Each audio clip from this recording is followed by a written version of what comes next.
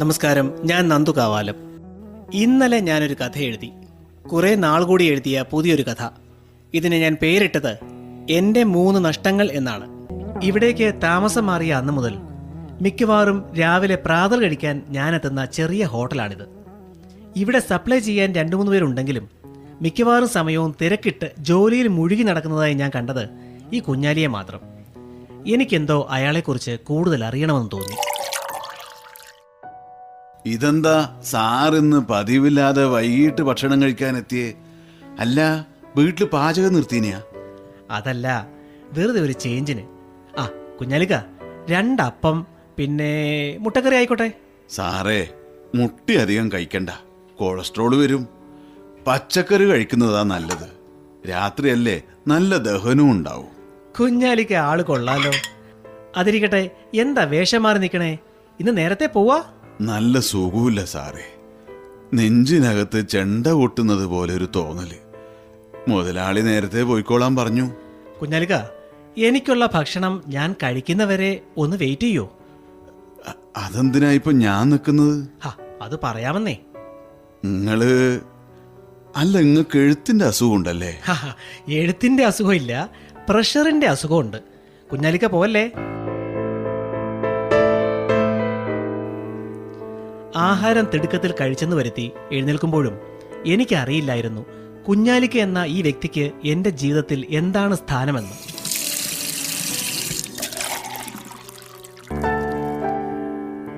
കുഞ്ഞാലിക്ക വരൂ, നമുക്കല്പം ശുദ്ധമായി ശ്വസിക്കാം. ഞാൻ വരുമ്പോ കടലിതാ അങ്ങ് ദൂരെ ആയിരുന്നു, ഇപ്പൊ ഇങ്ങെത്തി. അതിരിക്കട്ടെ, എത്ര വർഷമായി കുഞ്ഞാലിക്ക ഇവിടെ ദുബായില്?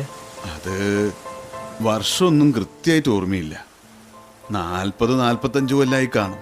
ഓ, അപ്പൊ കാശ് കുറെ ഉണ്ടാക്കി കാണുമല്ലേ? എന്താ നിങ്ങൾ ഈ പറയുന്നത്? ഹോട്ടലിലെ സപ്ലയർ എന്തുണ്ടാക്കാനാ? ഷവർമ വാങ്ങി കഴിക്കുമ്പോ അതിന്റെ കടലാസ് നമ്മൾ എന്താ ചെയ്യുക? കീറി കളിയൂലേ? സപ്ലയറെ ഷവർമ കടലാസ് പോലെയാ എൻ്റെ സാറേ. കൊണ്ടു കൊടുക്കുന്നു, പൈസ വാങ്ങുന്നു, പോരുന്നു. ഓർമ്മ കയ്യിൽ പറ്റാതിരിക്കാൻ ഒരു തുണ്ട് കടലാസ്.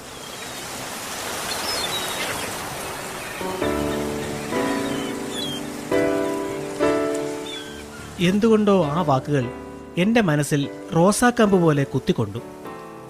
അതിരിക്കട്ടെ കുഞ്ഞാലിക്ക, വീട്ടിൽ ആരൊക്കെയുണ്ട്? ഉപ്പ 96 നിൽക്കുക. ഉമ്മ പണ്ടേ പോയി. എനിക്ക് ഉമ്മാന്റെ മയ്യത്ത് കാണാൻ പറ്റിയില്ല. അതെന്താ പറ്റാത്തേ? ടിക്കറ്റിനൊക്കെ ഒരുപാട് പൈസ ആവൂലേ മോനെ? പിന്നെ നമ്മുടെ രാജ്യത്തേക്ക് മാത്രം അത്യാവശ്യത്തിന് പോകാൻ നമ്മുടെ വിമാനക്കാരും സഹായിക്കൂലല്ല. കുടുംബ ചെലവ് നടന്നു പോകാൻ ഈ 60-ാം വയസ്സിലും ഞാനിവിടെ.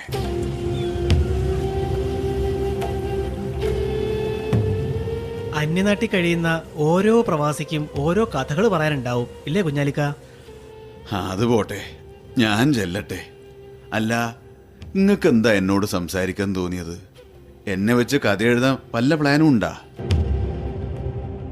ഞാനൊന്നും മിണ്ടിയില്ല. ഒരു കാല് ചെരിച്ചു വെച്ച് പതിയെ മുമ്പോട്ട് കുനിഞ്ഞ് നടന്നു പോകുന്ന ആ മനുഷ്യനെ നോക്കി ഞാൻ നിന്നു.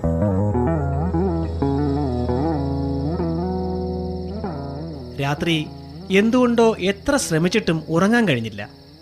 സിഗരറ്റ് പാക്കറ്റും എടുത്ത് പതിയെ ഞാൻ പുറത്തേക്കിറങ്ങി.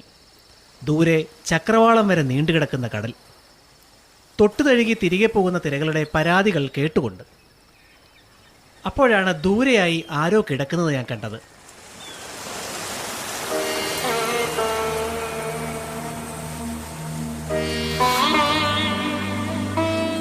ഞാൻ അങ്ങോട്ട് ചെന്നു. ഹലോ, ആരാ ഇത്? എന്താ ഇവിടെ കിടക്കുന്നേ? കുഞ്ഞാലിക്ക, ഇതെന്താ തണുപ്പത്ത് ഇവിടെ? ഇതാരാ? സാറാണോ? സാറെന്താ ഉറങ്ങിയിട്ടില്ലേ? ആദ്യം ഞാൻ ചോദിച്ചതിന് ഉത്തരം പറയൂ. എന്താ കുഞ്ഞാലിക്ക ഈ പ്രായത്തില് ഇവിടെ ഈ കടൽ തീരത്ത് വന്ന് കിടക്കുന്നതെന്ന്? ആരാ ചോദിക്കാനുള്ളത് എൻ്റെ സാറേ? ഈ കയ്യില് സ്പൂണ് പ്ലേറ്റ് എന്നൊക്കെ പറയും പോലെ കഴുകുക, ഉപയോഗിക്കുക, പൊട്ടുമ്പോ വലിച്ചെറിയുക. കാര്യം പറയൂ കുഞ്ഞാലിക്ക, എന്താ പ്രശ്നം? പ്രശ്നം പലതും ഉണ്ട്. പ്രധാനമായിട്ട് വയസ്സായതിന്റെ പ്രശ്നം തന്നെയാ. എന്താ അസുഖം പറയൂ കേൾക്കട്ടെ. അസുഖം ഒന്നും രണ്ടൊന്നുമല്ല, കുറേ ഉണ്ട്. പിന്നെ മനസ്സെത്തുന്നിടത്ത് ശരീരം എത്തുന്നില്ല. പണ്ടത്തെ പോലെ നടക്കാനും സൈക്കിൾ ഓടിക്കാനും ഒന്നും പറ്റുന്നില്ല. അങ്ങനെ ഡോക്ടറെ പോയി കണ്ടതാ. ഒട്ടുമിക്കവാറും അവയവമൊക്കെ തേഞ്ഞു പോയി എന്നാ ഡോക്ടർ പറഞ്ഞേ. എന്റെ കുഞ്ഞാലിക്ക, അതിന് ഇവിടെ ഈ രാത്രി വന്ന് കിടന്നിട്ടെന്താ ഒരുമാതിരി കൊച്ചു പിള്ളേരെ പോലെ? അതല്ല സാറേ, വീട്ടിൽ നിന്നൊരു കത്ത് വന്നു. അത് വായിച്ചപ്പോ ആകെ സങ്കടായി. അതെന്താ സങ്കടാവാൻ? മറുനാട്ട് കഴിയുന്നവർക്ക് നാട്ടിൽ നിന്ന് വരുന്ന ഓരോ കത്തും ഓരോ കനലാന്റെ സാറേ, തീക്കനല്. കയ്യിലെത്തുമ്പോഴേ പൊള്ളും, കത്ത് തുറക്കുമ്പോ നീറും. പിന്നെ അത് തണിയണമെങ്കിൽ ഇവിടെ വന്ന് ഈ കടൽ തീരത്ത് ഇങ്ങനെ മലന്ന് കിടക്കണം. കടലിന്റെ ആശ്വാസവാക്ക് കേൾക്കണം, എന്നാലേ സമാധാനാവൂ. ആ രാത്രി മുഴുവൻ ഞാൻ കുഞ്ഞാലിയോടെ പോയിരുന്നു. രാവിലെ കുഞ്ഞാലിയെ കൊണ്ട് ഞാൻ ഹോട്ടലിലെത്തി മുതലാളിയുടെ അനുവാദം വാങ്ങി കുഞ്ഞാലിയെ ഒരു ക്ലിനിക്കിൽ കാണിച്ചു. ഒരു ഡോക്ടർ എന്ന നിലയിൽ ഞാൻ എൻ്റെ അഭിപ്രായം പറയാം. ഒന്നും തോന്നരുത്. ഇയാൾ നിങ്ങളുടെ ആരാണെന്ന് ഞാൻ ചോദിക്കുന്നില്ല. പക്ഷേ എത്രയും പെട്ടെന്ന് ഇയാൾ നാട്ടിൽ പോകുന്നതാണ് നല്ലത്. റെസ്റ്റ് വേണം, നല്ല ഭക്ഷണം വേണം, അതും സമയത്ത് കഴിക്കണം, പരിചരണം വേണം. ഇതൊന്നും ഇവിടെ കിട്ടില്ലെന്നറിയാലോ. ഡോക്ടർ പറഞ്ഞത് ഞാൻ കുഞ്ഞാലിയോട് പറഞ്ഞില്ല. അത്യാവശ്യം ചില മരുന്നുകളും വാങ്ങി തിരികെ പോകുമ്പോഴും കുഞ്ഞാലിയ പഴയ ചോദ്യം എന്നോട് ചോദിച്ചു. അല്ല, സാറിനെന്താ എന്നോട് ഇത്രയും താല്പര്യം? അല്ല, എന്നെ മാത്രം സഹായിച്ചിട്ട് കാര്യമില്ല. ഞങ്ങൾ സപ്ലയർമാരുടെ മിക്കവരുടെയും സ്ഥിതി ഇത് തന്നെ എൻ്റെ സാറേ. എക്സ്പയറി തീരെ മുമ്പ് ഉപയോഗിക്കുക, തീർന്ന് അങ്ങോട്ട് കളയുക. കുഞ്ഞാലിക്ക് അത് പറയരുത്. നിങ്ങളിവിടെ നിന്ന കാലം നിങ്ങൾ കാരണം എത്ര പേരാ കരകയറിയത്? വീട്ടിലേക്കൊരു വരുമാനം ചെല്ലുന്നില്ലേ?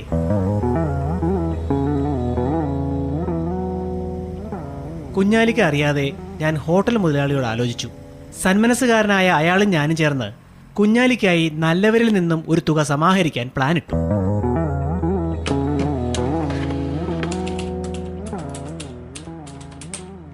അന്ന് ഓഫീസിൽ ചെല്ലുമ്പോൾ ജൂനിയർ മാർക്കറ്റിംഗ് മാനേജർ ബിനിമോൾക്ക് ചുറ്റും സഹപ്രവർത്തകർ കൂടി നിൽക്കുന്നു. കണ്ടില്ലേ അവളുടെ ഒരു നാണം? ഹോ, ഡെസ്ക്ടോപ്പില് മാറി മാറി തെളിയുന്ന കാമുകന്റെ മുഖം നോക്കിയിരിപ്പ് മതിയാക്കടി. നാളെ നാട്ടിലെത്താലോ, മറ്റന്നാ കല്യാണം. ഹോ, പിന്നെ ഇവളുടെ മൊബൈൽ ഔട്ട് ഓഫ് റേഞ്ച്. ബിനിമോളുടെ വിവാഹമാണല്ലോ മറ്റന്നാളല്ലേ? ഇന്ന് രാത്രി ഫ്ലൈറ്റ്. അതെ സർ.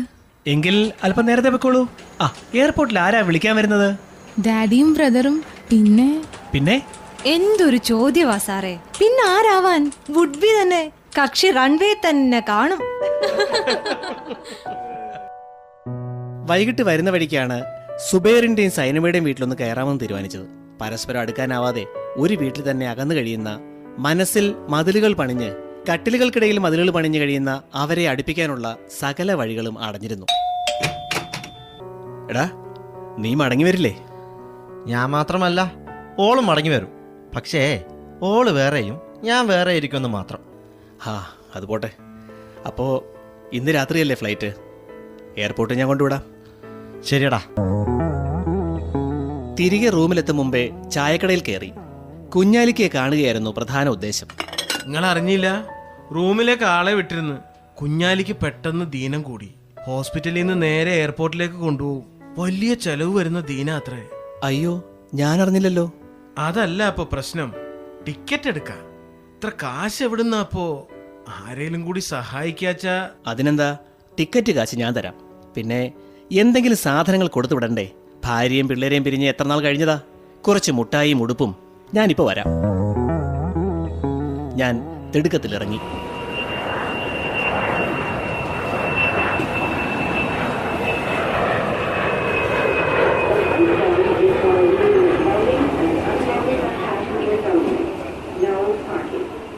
രാത്രി എയർപോർട്ടിൽ സുബൈറിനെയും സൈനബയെയും അവരുടെ പ്രശ്നങ്ങളുടെ മാത്രം ലഗേജിനെയും ഇറക്കവേ അകലെ കണ്ടു വീൽ ചെയറിലിരുന്ന് വരുന്ന കുഞ്ഞാലിക്ക. ആ മുഖം, അപ്പോഴും എന്തൊരു ചൈതന്യം. കുഞ്ഞാലിക്ക, നാട്ടിൽ പോകുന്നു അല്ലേ? പെട്ടെന്ന് വയ്യാണ്ടായി. ഈ ദുബായി കിടന്ന് മയ്യത്താവണമെന്നായിരുന്നു ആഗ്രഹം. നടന്നില്ല.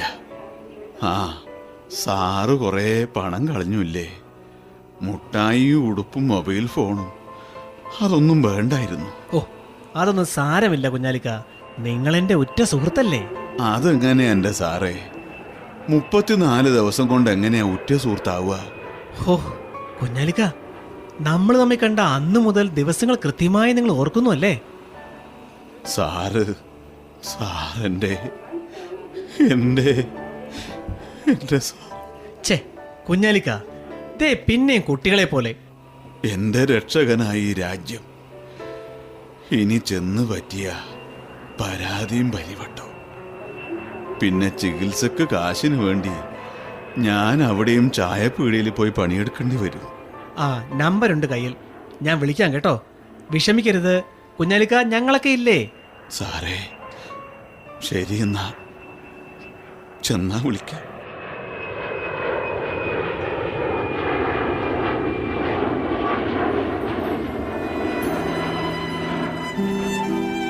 ഒരു വിമാനം, അതിൽ തന്നെ എത്ര പേർ, വിവിധ മനോവിചാരവുമായി, പ്രാരബ്ധത്തിന്റെ വിവിധ മുഖങ്ങളുമായി.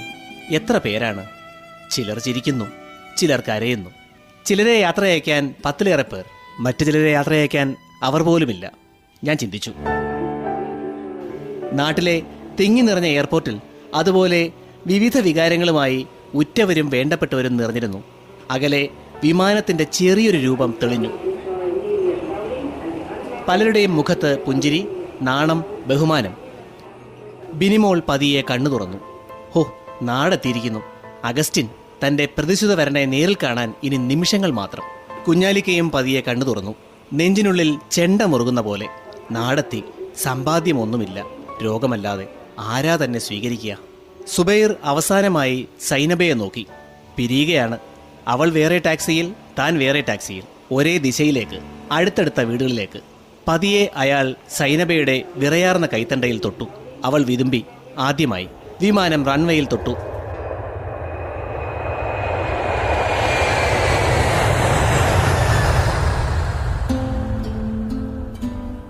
ഈ കഥ ഇങ്ങനെ നിർത്താനേ എനിക്കാവുന്നുള്ളൂ. കാരണം ഇവിടെ തീരുന്ന തുടങ്ങുന്ന അനേകം കഥകളുണ്ട്. നമ്മൾ സാധാരണക്കാർ, പഴയ വിമാനമോ പൈലറ്റിന്റെ പിഴവോ വേരോടെ പിഴുതെടുക്കാവുന്ന ചെറിയ ചെടികൾ. ബലിയാടുകളാകാൻ നമ്മൾ മാത്രം.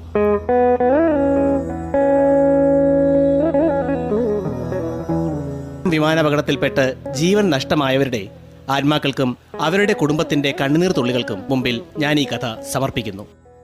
എൻ്റെ 3 നഷ്ടങ്ങൾ യഥാർത്ഥത്തിൽ 3000 നഷ്ടങ്ങളായ നിങ്ങൾക്കായി. എൻ്റെ 3 നഷ്ടങ്ങൾ എന്നാണ് ഇതിന് പേര്. നന്ദുകാവാലത്തിൻ്റെ ഏറ്റവും പുതിയ കഥയെന്ന് ഇതിനെ വിശേഷിപ്പിക്കുന്നതിനേക്കാൾ നന്ദുകാവാലത്തിൻ്റെ ഏറ്റവും പുതിയ ദുഃഖമെന്ന് പറയാൻ ഞാൻ ആഗ്രഹിക്കുന്നു.